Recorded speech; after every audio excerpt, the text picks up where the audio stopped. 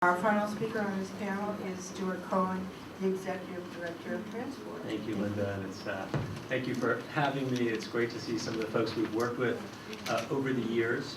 And it was about 18 years ago that I founded Transform, and really it was called back then the Bay Area Transportation and Land Use Coalition, and League of Women Voters of the Bay Area became a member. And our main intent was to hassle and watchdog MTC. And when we first came to them, they didn't quite have this vision. They didn't have a vision of how do you make smart growth. In fact, when we spoke with them and said, you need to do a smart growth scenario and integrate land use and transportation better, they said, actually, they do land use downstairs at ABAD. We do transportation. To see how far the region has come in 18 years is phenomenal. And it's in large part because we all got together, and the league has done a great job too in their advocacy of telling leaders, no, we have to think about what's happening in 25 years and not just accept the status quo. And I'd say right now, we're doing a lot of work around the country now, and MTC is truly, I think, the regional transportation agency in the lead of innovation. So I'd say right now it's become much more of a partnership, which, as I was telling Ken earlier, is actually much more boring for me as an advocate. But anyway, we have to do it, so we're going to keep doing it. Anyway, so the three things I'm going to try to quickly cover today. One is the greenhouse gas and location kind of evidence, why growing smarter makes a difference, why it's so critical we keep income diversity, making sure that people with low and moderate incomes are able to continue living near transit, even as it becomes so desirable and expensive. And then finally, a project that we're working on how can we take this connection that we've made at this regional scale with all of this regional planning and unleash market forces, so as we're building new buildings, we're getting what Andy Natov talked about, we're getting new transportation options. We don't have the money in our governmental institutions to provide the amount of transit service, to provide the new options we need. We need to unleash innovation in the market sector. With that, I'm going to also point to the South Bay, but this is how we've developed land use, and this is one of the reasons that the South Bay Light Rail is so incredibly inefficient, and because it makes stops right near here and nobody uses it. So we did a study with the Center for Neighborhood Technology looking at the costs of where you live and how much you spend on transportation. Map's a little hard to see, but the basic is that in the 20% of areas that have the best transit service in the Bay Area, people are spending $5,450 less on average than the other 80% as a whole, and a lot less than the folks living with the least transit access, even more than that. And when you look at the climate map, those same 20% with the best transit access, and that's areas like Rock Ridge, even Walnut Creek downtown, and certainly San Francisco, they're emitting on average 42% less. So these same places that are saving money are having the low emissions. And to tell you how the market is demanding this, just like Andy said about her kids, I just saw a Berkeley side article. I live in Berkeley, and they analyzed 10 neighborhoods and the price increases for sale prices of homes over the last year. 18% on average increase. My neighborhood, North Berkeley, about 18%, very walkable. The most transit-oriented and walkable, North Berkeley, BART station area, both downtown and North Berkeley nearby, had a 27% growth. And who wants to guess what the change was in the hills of Berkeley? Some of you probably live there. 0. It went down by 8%. Nobody is looking, especially who's coming in with kids, to try to go somewhere where you're going to drive for every trip. It's just the way the market is going. And so what that means is we are both finally have these tailwinds at our back with both regional policies as well as market demand. And it's exactly where we hoped many years ago that we would be. And it's brought up this problem that we hadn't quite confronted 18 years ago when we were starting all this, which is who can afford $1 million home, a little cottage near North Berkeley Park? And so So anyway, we did a study recently. We've been fighting for 2 years to get affordable homes near transit as part of the cap and trade investments, and lead a coalition called Sustainable Communities for All that was fighting for it. But we didn't have the evidence we needed, and so we commissioned the same group, Center for Neighborhood Technology, to do a study that would look at this $6 million survey Caltrans had just done, but had not analyzed by income. And they had access to the study, a kind of access the public doesn't have to play with it.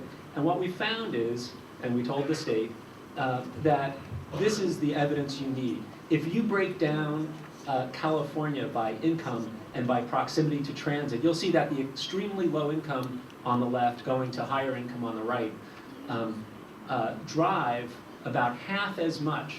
So these are the 4 income thresholds for affordable housing: extremely low to moderate, and then higher on the right. Drive about half as much. And so if we're investing in affordable homes, yes, one of these individuals, and say the 15,000 units, you might not drive less, maybe they didn't have a car before. But if you're aggregating it up, you're going to get a massive reduction in driving, because we're able to allow people to continue to live or to move to transit, even if they're low income. This is also the car ownership rate, which also, as you can see, as you get lower and lower income, not surprisingly, you're owning about half the vehicles on average if you're going to be in affordable homes as compared to market rate. So we put it on a study. I have executive summaries of some of the stuff I'm talking about today. I have one-pagers that'll be out on the left. And this report turned out to be pivotal in getting affordable homes, which is now 10% of the cap and trade investment. But anyway, so as we're looking, wow, that slide doesn't want to go up. Yeah, nobody wants traffic. The traffic slide doesn't even want to be up. So as we're looking to do this infill, we're running up against something that I know a lot of you are actually working on. I just bumped into somebody talking from Palo Alto talking about this, which is that as traffic has gotten bad, especially in downtowns and especially as we're starting to grow, people are now rejecting infill. This whole idea that this is going to work at a regional scale depends on approvals at the site level and plans at the site level. And so because of the traffic, it's the #1 reason that we are getting no more development at that local level. I think this is the worst of it, which is a senior, affordable housing near downtown where everybody's going to walk was rejected in Palo Alto, largely, again, over traffic concerns. And so we got funded by MTC to do a study of, well, maybe we don't need as much parking, maybe we don't have as much driving in these areas near transit. And so we did a study that if you go to our green trip, if you just Google green trip, you could see, where we studied 68 affordable housing sites and found that a third of the spaces are empty. Out of the 9,000, 3,000 of the spaces were empty because the cities make folks build too much.